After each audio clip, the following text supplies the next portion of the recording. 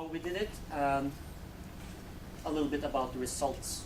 I'm gonna try to cover the why and the results, and Kaspars is gonna fill in on the how.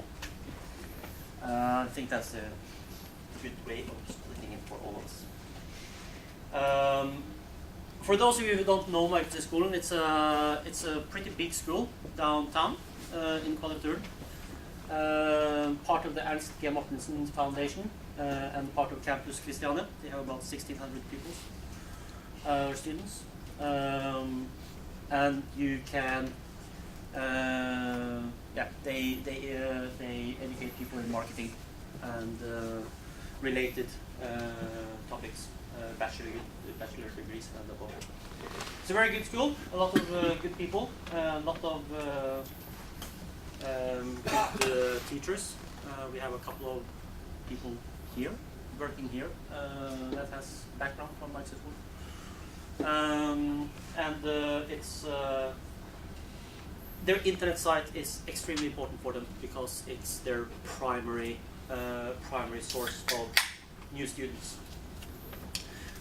What they were looking for when we started to talk to them about changing their CMS was better structure on their site, the possibility to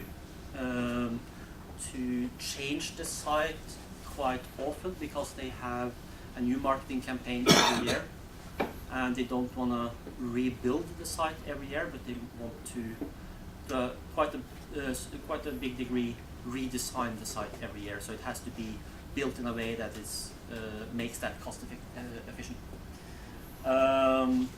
And they also have, during the whole year, there are different seasons where you have the application season, you have the season where all the new students come to the school, and you have different needs in those different seasons. So flexibility was their absolute number one issue, in addition to the traditional things like cost of running the site, user friendliness for the people managing the content and so on.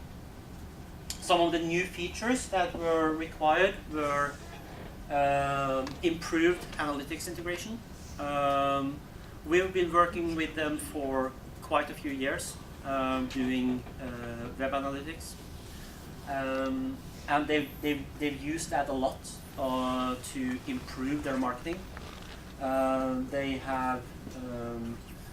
We've also been working with SEO for them, and they have extremely already before this they had a very high share of traffic from organic search. But they wanted to have better tracking on what's happening. They wanted to have better social integration. They want to be able to use some standardized plugins instead of having to pay enormous amounts for development for every little thing they want to add. And of course, they want more traffic. Who doesn't? Relevant traffic, I must add. They also wanted to have it work on, of course, all possible devices. The core audience for the school is people in the age 19 to 25. If you try to serve that audience something that doesn't work on a smartphone, you're pretty lost. The same with a tablet, and at the same time as it's supposed to work on mobile devices, it also has to look good on an actual desktop, because they from time to time even use that. So it has to be fully compatible, and it has to be seamless for the people administering the site. So, note to Kaspars, how did we do this? Do we have access to the backend as well? Do we? Yeah. Yep. So I was one of the developers working on this project from the very beginning, together with Hanna, who's also here. So this project was special because we tried to make use of every possible built-in feature of WordPress, so that it is easy for the customer to work with the site. and also for the future upgrades, we want to rely on the existing structures, data structures, and functionality provided by the WordPress itself, so that we don't have to reinvent the wheel when we already can use features supplied by the core engine that we use. And the founding principle of this was that we need to rely on a very semantic and very simple theme that can be extended by multiple plugins. And as Arnstein already mentioned, for the client, one of the important things was social integration. So we developed a new plugin which doesn't slow down your site, which relies on standard ways of sharing content and adds a little more flexibility from the user's perspective, from the site's user's perspective, so that they can customize the message that the user is actually sending out to their friends and followers online. So for that, we created a new plugin called Metronet, which I'm going to show you a bit later. This is not, it is publicly available, but it is not in the official repository because we're currently kind of verifying that it works on all possible WordPress setups, not only the themes and sites that we built. So, and I'll show you that in a moment. The second one was, as Arnstein already mentioned, the mobile integration and the fact that we no longer rely on our desktop systems to visit the site to search for degrees that we want to study and do our basic research, and also to apply for the course or apply for the studies. We no longer may do it on the mobile, on the desktop. We might do it on a mobile or any other type of device. So we relied on best practices, also as recommended by just the generic data structures and search engine optimization, and in terms how people can find the content and how it is related to each other. So we created a plugin for that, so that people, when they're viewing the site on the mobile, they actually get a separate theme, a WordPress theme. And the reason why we went the route with a separate theme, not a responsive design, was because the content that the client wanted on the mobile site was actually different from the content that they wanted on the main site. So we decided that creating a separate theme and a separate site, basically, with a specific content for the mobile users, yet trying to not cut on the functionality that this offers. We created a plugin that redirects between those sites. So if you visit the site on the mobile device, you're going to be redirected to the mobile version, and vice versa. And the third plugin that we used was an open source one, which is available publicly and was developed by others. It's called Custom Post Widget, which means that you can have any, just like you create posts in WordPress, you basically create a widget out of every post that you create. So if a client wants to have a widget with a formatted text and an image, they can easily create it as a post and just put it in the sidebar, and it's going to be displayed as a widget. So the Metronet plugin, it's a very simple one, and it's the one that you're actually used to in terms of the interface that you see. The benefit, however, is that compared to the other existing solutions, and even the ones that are kind of offered by the default sharing buttons by Twitter and Facebook and other social networks, they slow down your site. Because every request that the user makes a few tens of requests to Facebook, I think more than 5 to Twitter, and so on for the other ones. So you're essentially wasting users' bandwidth on just the fact that you might want to show them the number of shares it has, this article, and the functionality that the user might not use. So instead, we decided to rely on the very basic APIs they provide, which is HTTP based. And when you click on the on any of these share links, it pops up just a regular, which I'm going to show you now if I can.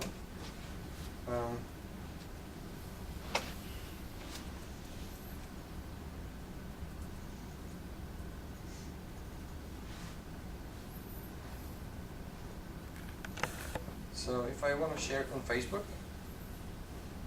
I get it instantly here, and because I'm logged in as not me, I can just let it on Lasse's wall. And you see that it picks up the thumbnail. It also shares it via their domain name, so that when people see it on Facebook, it's going to be shared via their application that they registered. And it kind of works really well. The best thing is that the pop-up comes up immediately and it doesn't slow down the site while you're actually just looking for the content and not willing to share it. And the same goes with Twitter. And the really nice thing is that you can customize this text what the user sees when the pre-filled text.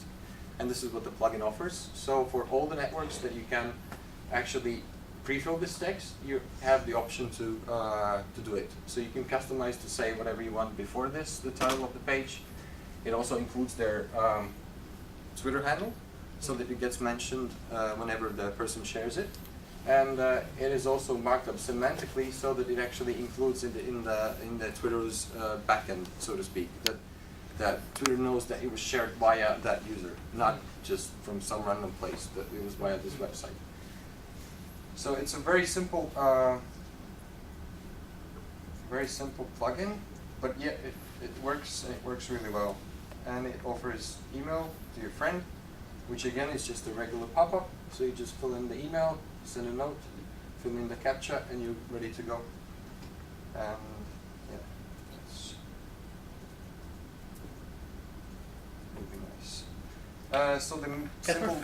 Yeah. Another thing worth mentioning about the MetroShare is that since it doesn't load the buttons from Facebook, there is also improved privacy. Yeah, exactly. Because that's an issue that more and more people worry about. All the sharing buttons around on the internet, which actually does track you, even though you don't ever allow them to. With this sharing system, you don't have any data sent to Facebook until the user actually pushed the share button. Exactly. So that's also an advantage. Links shortening. Can you use yours or something else so you can make your own short links? Yeah, exactly. It relies on the built-in WordPress shortening function. So that if you have a plugin installed which shortens the links for you, yeah, it's going to use those links instead. Yeah, so you can use yours or something Yeah, else. yeah, exactly, yeah. Yeah. I don't remember my password because it is complicated. When you log in. Last try. I think we're in. Yay! So, basically, so the settings are very simple. So you got MetroShare. This is the pre-fill text, and then you can have your networks. You can drag and drop, rearrange them, enable, disable them. So if you don't care about Facebook users for some reason, you just unclick it and it's going to be gone from the site. So, and for the networks that you have enabled, it offers some simple settings that you must pre-fill so that it works. So for the Facebook, it's just the app ID. Or on Twitter, you specify the handle so that it marks that it's sent from this user. And I could add, let's say, hey, look at this page. And that will be pre-filled automatically when the user tries to share it. And of course, they can alter it and change it so that it's not forced on them. And for LinkedIn, there's nothing to configure. For Google Plus, the same. And for the email, you can configure a default message. So it's a very simple interface that the customer as well can toggle and just customize it without any special knowledge on how things work. And yeah, again, a lot of benefits and at the same time very simple.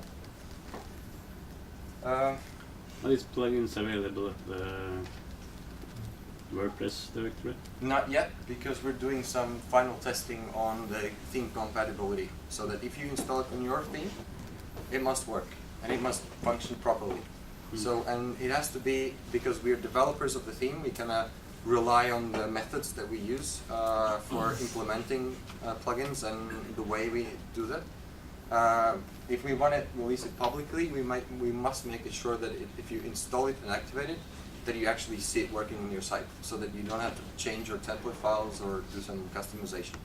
And for that, to do it reliably, we need to test it. So unfortunately, you can get it online. It's available on GitHub, but you can't install it from the official repository. So if you want to try and use it, you can do it safely and just come to me afterwards and I'll give you the link. It's available there publicly.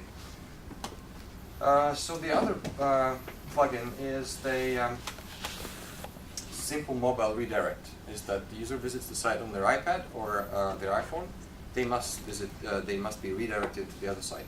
And at the same time, it's important that this redirect is done according to the best practices of content, so that it doesn't make a duplicate content in the eyes of Google and also the user. So we're following, by implementing this feature, we're not only making sure that Google understands which site is for which type of user or user agent. So we're also making sure that it works if, for example, if you don't want to see the mobile site, but you want to actually see the full version of the site, you can easily do it. You just click on the link at the bottom of the mobile version and it gets redirected to the main site and you can see the full site. So you're nowhere locked in. At the same time, Google really appreciates that. And the way to build this plugin, and it actually is the first example where we can actually show you that when you search for this site on your Google mobile version, it's going to show you the mobile results. But if you search on a desktop version, it's going to show you the desktop results of the same page. So no duplicate content, exactly the approach and the result that we wanted to happen. And we didn't have any examples before we built this plugin. So this is the first time we can actually prove that Google says and does what they say they do. So it's a good thing. So a very simple interface for this one as well. I'm going to go again on the actual site and show you how easy it is. So we're on the main site, so it's the desktop site. If you're visiting this page on a mobile device, you want to be redirected to the mobile version, right? So what we hear is what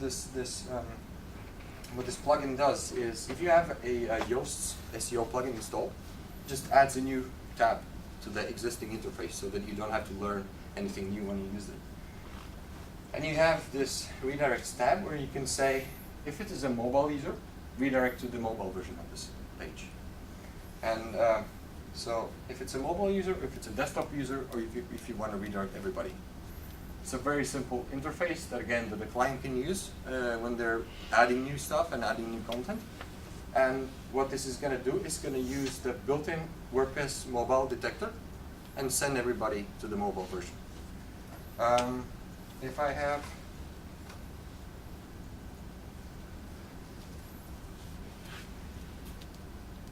Safari here, it doesn't have the developer tools enabled, so I won't be able to demonstrate that, but I think you can try it on your mobile devices and see it working.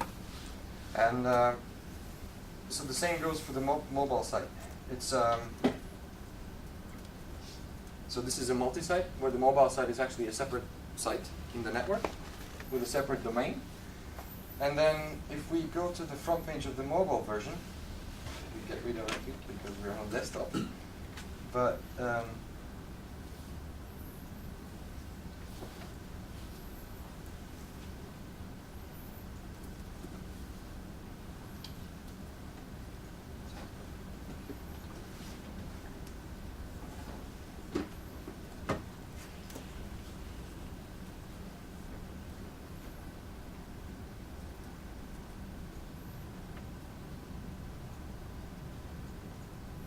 so the idea here is the same as on the desktop version.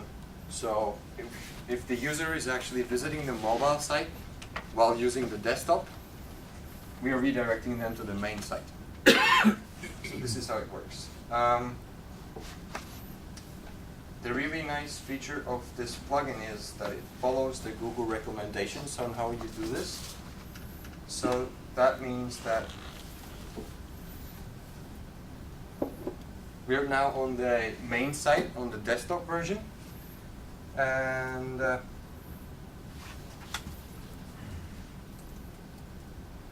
you see that this plugin has added a simple, really not harmful link in the header, which says that we have an alternate version of the same content, which is for users of the handheld devices, which is located here at m.mo.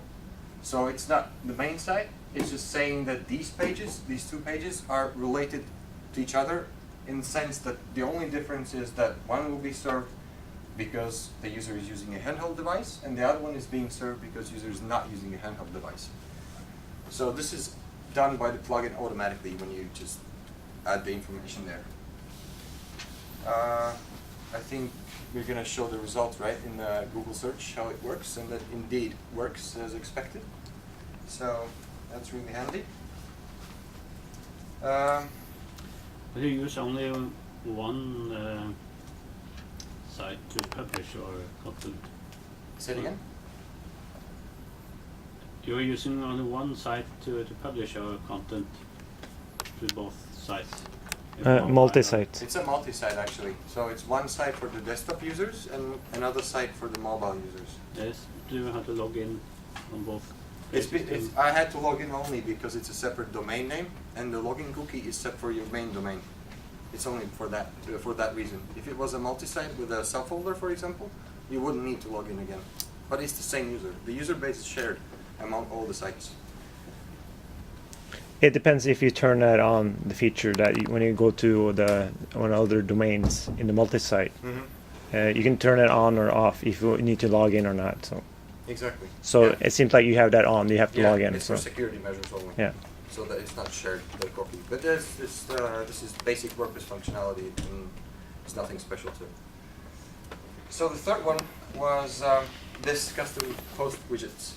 It's basically, it gives you the simple post interface for adding new widgets to your site, which is really handy because users can bold their text, make links into the widgets, which is usually hard on the widget interface when you're on the widget administration screen. So what you get with this plugin is, for example, on the bachelor studies, if you go to any of the degrees, so all of that information that is shown related to this bachelor degree is actually just a post, which is added as a widget in the sidebar. So it's really handy, again, because it is a very simple user interface in the backend, and it's very easy for the client to understand that they can use the tools that they know they can use in regular posts for adding content in anywhere in the site, because widgets, you can put them everywhere, in any widget area you have. I have a quick question. When it says contact, it seemed like it's easy to get spam when you use the regular email at. How do you avoid getting spam, for instance? But I know that's something else than what you're doing right now. But yeah. So for contact forms, we're using the Gravity Forms plugin. I was thinking on the bottom it says contact at. Oh yeah, this one. There's no protection. So we are relying on the spam filter. So the idea is that it is better to get more spam and actually get to not have false positives. You don't want to miss a potential client. Okay. So yeah, we don't have any protection, and they've actually decided to use this. I didn't see that they added it. So again, they probably just it works for them. So. Because I had a difficult time checking that out, finding good ways to do not get spam when I add the address like that on the website. So. To be honest, if I was a hacker, you can do whatever you want. I will still get the email address. I would think it's just a regular. No bulletproof method. There's just harder or easier ways to protect against it, but like depending on the caliber of the spammer, they can just get it. There's no problem. You can encode it, sanitize it, or you can do whatever you want.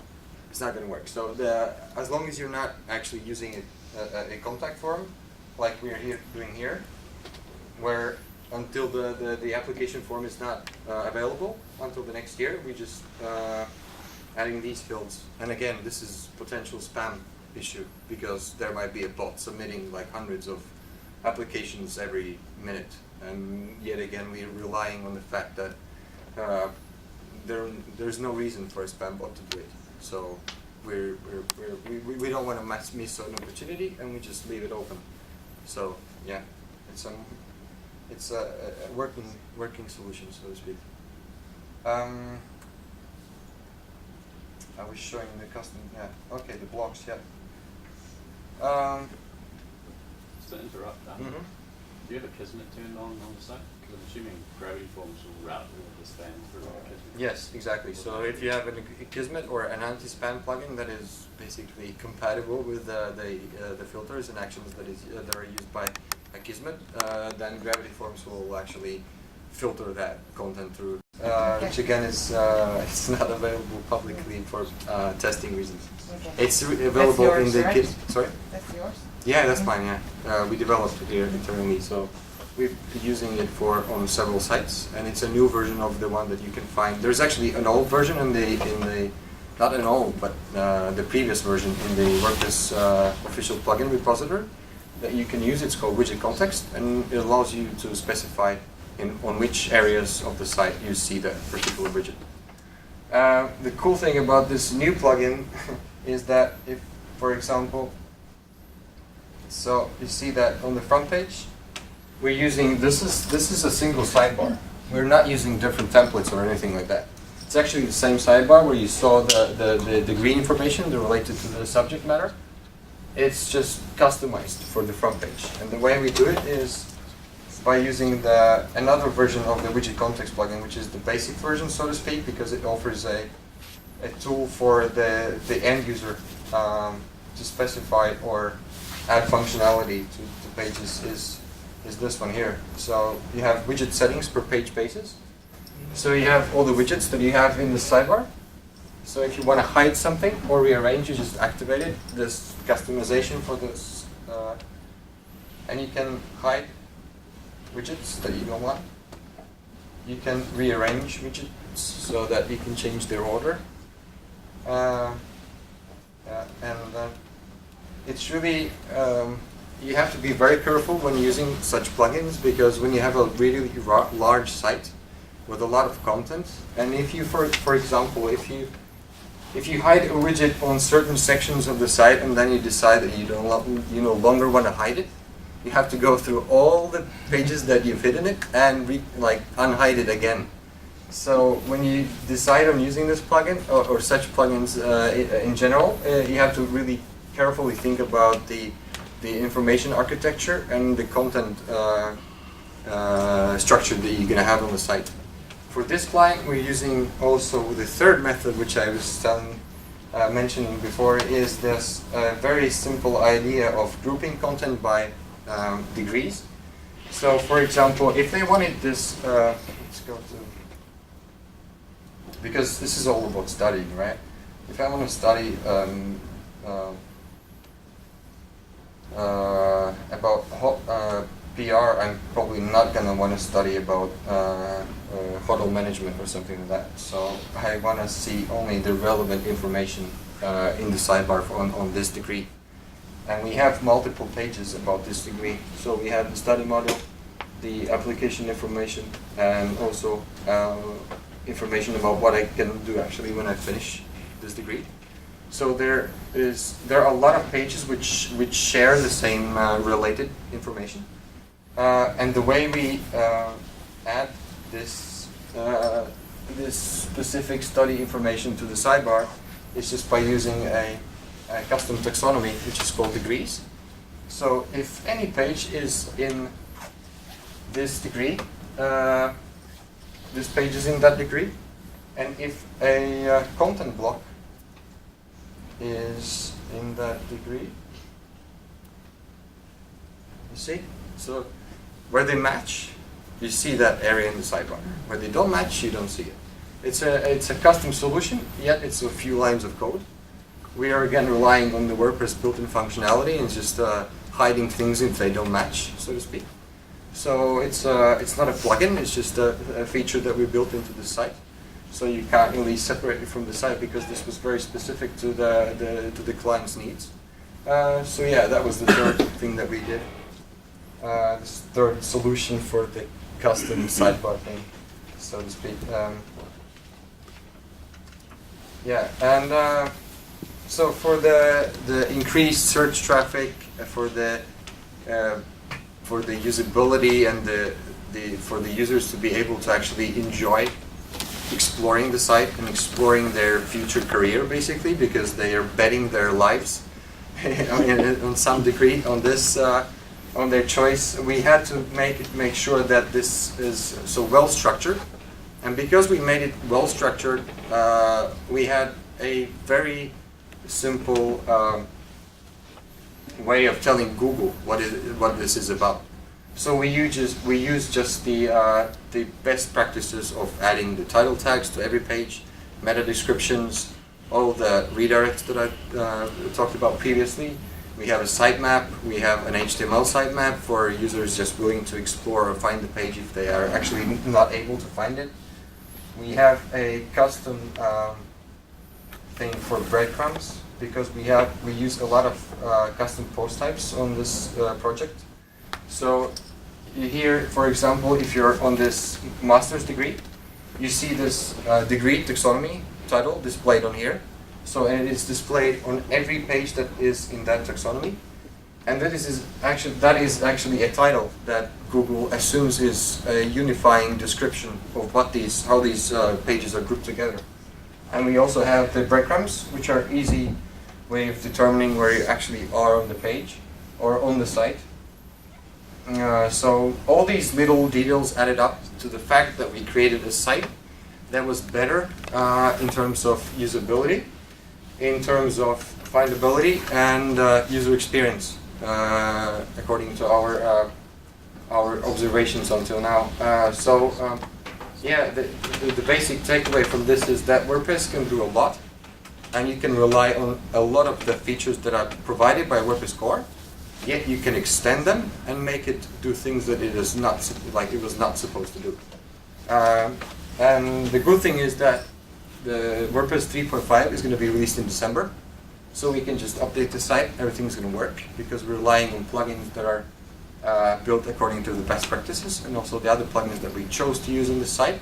We tested thoroughly, and we kind of made sure that it is future-proof, and the client is not going to be disappointed when they update the site. For example, these things up here, these are just regular WordPress menus. These tabs here, this is not a plugin.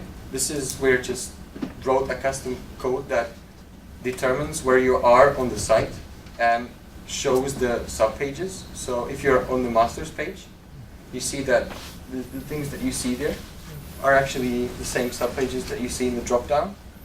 And this is like, there's no magic in there. It's just basic things just taken to the next level that WordPress doesn't provide by default, but gives you the opportunity to build upon them. Did you have to mess around with Walker class to do that submenu? No, just filter. Just filter out the things that I didn't need to use. Are those tabs? Yeah, this is just a regular unordered list. The hardest part, to tell you the truth, was getting the highlighted thing. Because when you go here, it has to highlight both here and also because this is the parent page and this is a subpage and it's not visible there under that one. So it was a really complicated logic behind that, but at the end it's just when you see it, it's immediately clear what you're seeing. It just works. So that's kind of cool. Yeah, the HTML was built from scratch. Together with Hannah, we did the initial outline of the functionality. Like we decided on which plugins are we going to use. This was the kickoff meeting basically. We sat down for 2 hours and we draw out we had the wireframe and we just attached the functionality requirements for each section of the site. And it came out really nice because we planned it from the very beginning to be that way. And it was very easy to work with a project like that because you have all the requirements known in the beginning and you can build on this structure or this defined model that you work with. So, and for the results, it's going to be you, Arnstein, right? It's still early. It's not that many weeks since it was launched, but we do have some results. First of all, speed. It loads twice as fast as it used to do. And that's important for the user, obviously, but it's also very important and increasingly important for Google. And it's increasingly important for users on non-desktop devices. Are you using caching? We are. Yes, we are. We are using we're using the W3 Total Cache plugin, but with Memcache and APC taking care of both the page cache and the object cache. So it's a pretty complicated modified setup, so to speak, tailored to the setup that we have on here. Yep. Traffic, always the most important thing. Relevant traffic, that is. Compared year to year, from last year to this year. This is last year. And this is this year. Nice. You can guess approximately where we released the new site. It was somewhere here. And this is only organic. This is only organic traffic. This is only the organic traffic counted for. So it's it does not have anything with marketing campaigns or anything like paid traffic. It's all organic, and it's in the same cycle for their business. So it's comparable figures.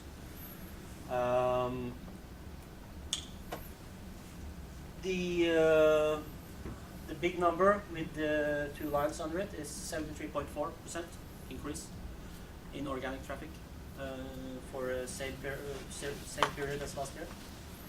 So that's awesome for the client because this should directly translate to number of applications when we get to the application period, which is I think 60% of their applications come from a Google search. Yeah. So so far everything is looking good. As I said, still early days, so the figure might become even better over time. But this is what it looks like right now. Another number is the number of pages that Google now serve traffic to. Landing pages has increased by more than 200 pages, and that's also an increase of close to the same number, high 60s, compared to the number of landing pages they had before the change. So Google understands more of the content and serves more of the content to the user when the user is looking for what they have to serve. Mentioned these search results in Google. Since we now have a site that Google fully understands, both from a mobile perspective and a desktop perspective, they also serve different search results based on what kind of device you're on when you're searching.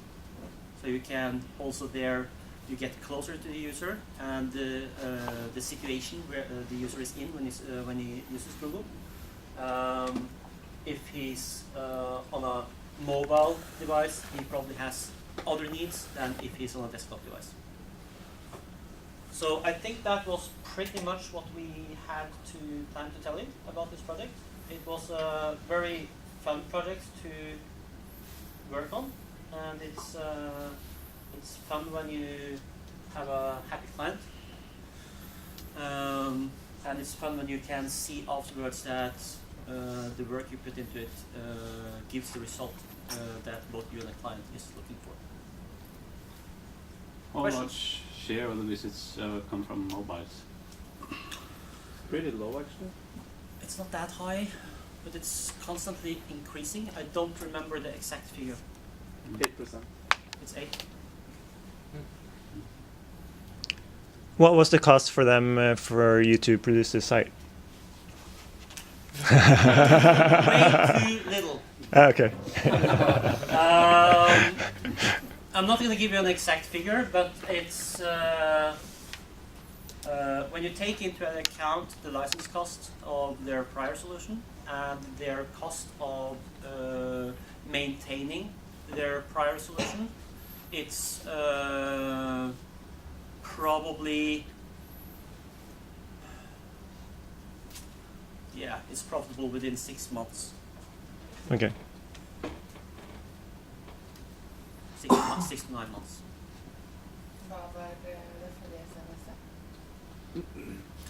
I'm not gonna trash any competing CMSs. It's a well-known system. It's a good system in many ways. But for this client, I do strongly believe that the solution they're on now is more fitting for their needs. But there are things that we wouldn't be comfortable building on WordPress, and for that it is great that there are other CMSs out there. But for a lot of needs, WordPress is definitely running up as a very good solution. So, How long did it take for you to work on it? the project, I think the project time was about 3 months. Back and forth, there's with all the different phases, 3 to 4. No, it was about 2.5, 3 months. Yeah, 2.5, 3 months.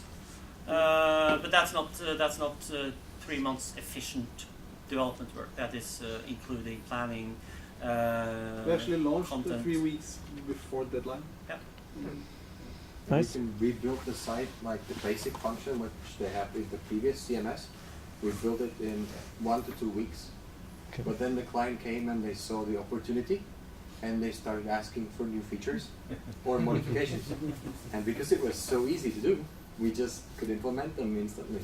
So at the end it ended up probably 2 months, but it was really quick, really fast. How do you migrate the content? Manual, Copy paste? copy paste, and tweaking it in between. And the reason is one, the content is not that extremely huge. It's not massive amounts of content. It is some work, but at the same time, when you do it manually, you do tend to get better content afterwards, because you do.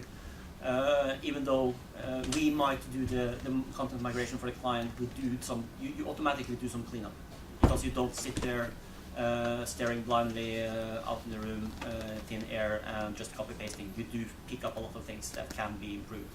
A spelling mistake here, a comma that shouldn't be there, things like that.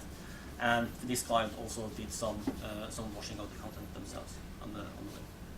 And some of the content was also restructured, so it kind of had to be redone. Other questions? Anyone have a similar site that they would like to rebuild and we talk to you? If not, I think that was what we had to serve you today.